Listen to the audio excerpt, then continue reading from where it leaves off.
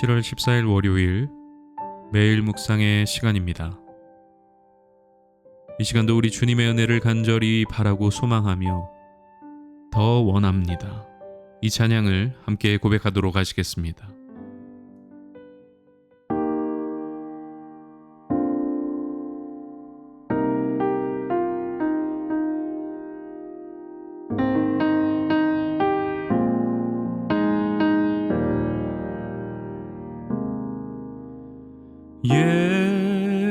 예수 사랑합니다. 사랑합니다. 온 마음 다하여 오직 주님 한 분만 간절히 더 원합니다.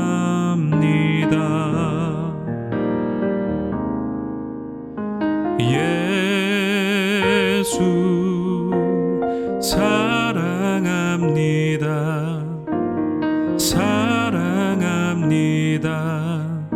온 마음 다하여 오직 주님 한 분만 간절히 더 원합니다.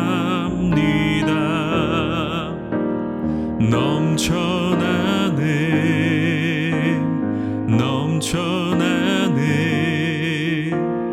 주를 향한 내 속에 갈망이 주님께로 날 이끌어 주소서. 주님을 더 원합니다.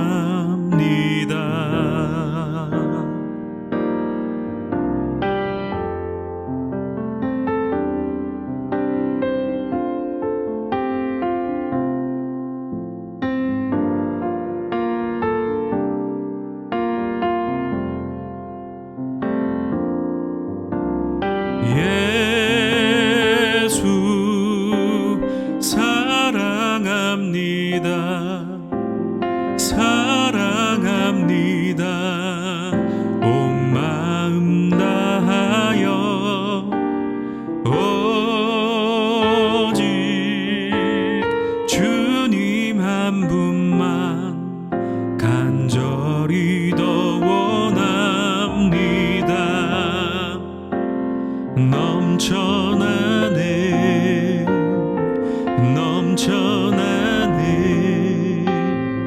주를 향한 내 속에 갈망이 주님께로 날 이끌어 주소서. 주님을 더 원합니다.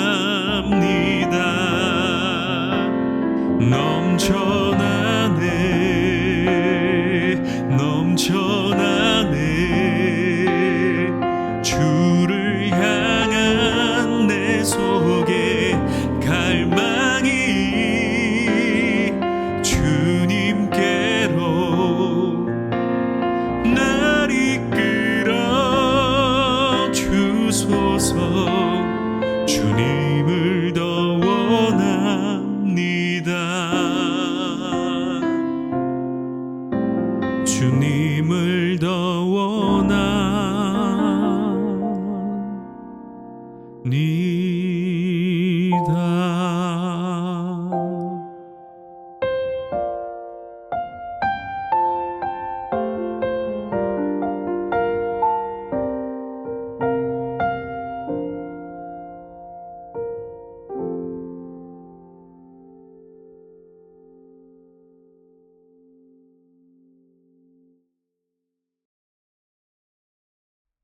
오늘 우리에게 주시는 하나님의 말씀은 디모데전서 5장 1절에서 16절까지의 말씀입니다. 핵심이 되는 구절인 8절 말씀만 제가 읽도록 하겠습니다. 누구든지 자기 친족, 특히 자기 가족을 돌보지 아니하면 믿음을 배반한 자요 불신자보다 더 악한 자니라. 도움이 필요한 이들을 돕기 위해 세상에는 다양한 형태의 돌봄 기관들이 존재합니다. 아이 돌봄센터, 노인 돌봄센터, 장애인 돌봄센터와 같은 시설들이 바로 그런 기관들입니다. 대개 이러한 형태의 복지기관들은 정부의 지원을 받거나 여러 후원을 통해 운영되곤 합니다. 이렇게 국가뿐만 아니라 많은 사람들이 관심을 갖고 지원하는 것은 그만큼 이 돌봄의 일이 사회적으로 매우 가치 있고 또 필요한 일이기 때문일 것입니다. 실제 이 돌봄 기관들의 도움으로 많은 이들의 삶의 질이 개선되고 사회 참여의 기회 또한 확대되는 것을 보게 됩니다.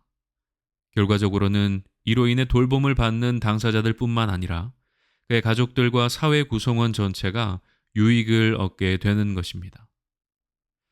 세상을 이롭게 만들고 많은 이들에게 소망을 주는 이러한 돌봄의 일은 사실 기독교의 핵심 정신이기도 합니다. 역사적으로 교회가 세워지는 곳에는 병원과 학교 그리고 돌봄 기관들이 함께 세워졌습니다. 중세시대의 교회는 도시 내에 구빈원이라고 하는 시설을 만들어 운영했습니다. 이 구빈원은 도움이 필요한 노인, 병자, 과부, 고아 등을 위한 시설이었습니다. 가난한 사람들에게 숙식과 의료적 지원을 제공했던 것이죠. 당시 수도원들 역시 순례자들과 병자, 가난한 자들을 위한 돌봄 기관의 역할을 감당하고 있었습니다. 19세기 말 우리나라에도 선교사님들에 의해 복음이 들어오면서 고아원과 더불어 재중원, 애양원과 같은 의료기관들이 세워졌음을 볼 수 있습니다. 교회와 수많은 믿음의 사람들이 이처럼 돌봄의 일에 집중했던 이유는 무엇이었을까요? 가장 핵심적인 이유는 바로 교회의 머리가 되시고 삶의 주인이 되신 우리 예수님께서 그렇게 돌봄의 삶을 사셨기 때문입니다. 예수님께서는 이 땅을 살아가시는 동안 수많은 병자들을 돌보아 주셨습니다.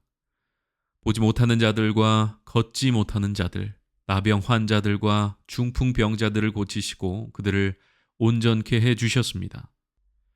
또한 외로운 자들과 소외된 자들을 우리 주님께서는 애틋한 마음으로 돌보아 주셨습니다. 어린아이들을 안고 축복해 주시고 귀신 들린 자들을 자유케 해 주시고 과부와 세리 등 당시 사회에서 소외된 이들 역시 돌보아 주셨습니다. 이런 예수님의 돌봄 사역은 십자가에서 절정을 이뤘습니다. 예수님께서는 죄로 인해 깨어지고 망가져버린 인류를 고아와 같이 버리지 않으시고 친히 십자가에 달려 그 죄의 값을 치러주심으로 그들을 품으시고 돌보아 주셨습니다.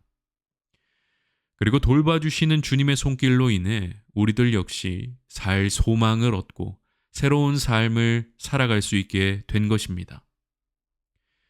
우리는 예수님의 제자들로서 또 돌봄의 은혜로 구원받은 자들로서 마땅히 그분의 삶을 따라 돌봄의 삶을 살아가는 자들이 되어야 할 것입니다. 거저받았으니 거저주라는 예수님의 말씀을 따라 교회와 수많은 이들이 그렇게 돌봄의 삶을 살았던 것처럼 우리들도 그 정신을 가지고 돌봄의 삶을 살아가야 한다는 것입니다.